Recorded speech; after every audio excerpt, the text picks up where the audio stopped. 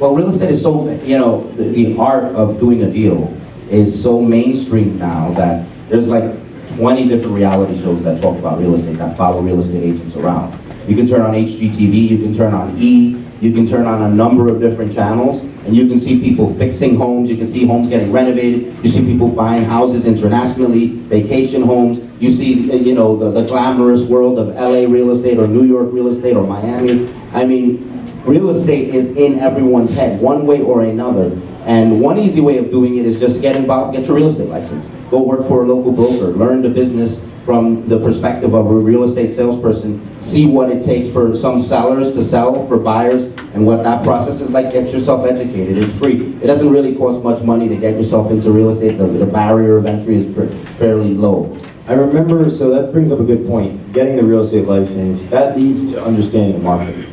Your first real estate deal, your mother, Gladys, told you not to lease, because you were going to lease in a safer neighborhood. Yeah. You ended up going just outside of where, I guess, most people's comfort zone. And I remember taking a note at the book over there. Most people, when they get involved in real estate, this is what I learned in that chapter, they go to actually buy in markets where people are buying homes, not necessarily renting.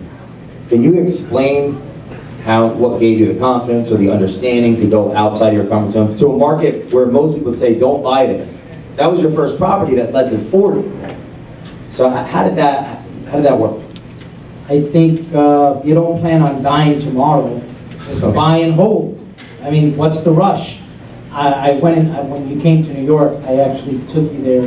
Yep. And so that building I bought for $215,000, and it's now worth $2.9 million. So there's no secret sauce. I got older, right? That was it. I mean, other than, renovating it. But the reality is, patience is a virtue. You buy in a market that's an emerging market. You have to kind of pay your dues. You're going to deal with kind of weird tenancy for a couple years, but then you've paid your dues.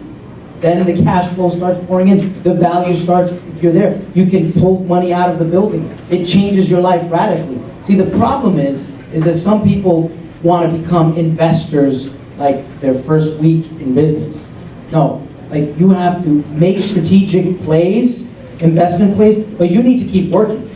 See, I made that investment in the first property. I didn't stop doing real estate. I didn't retire.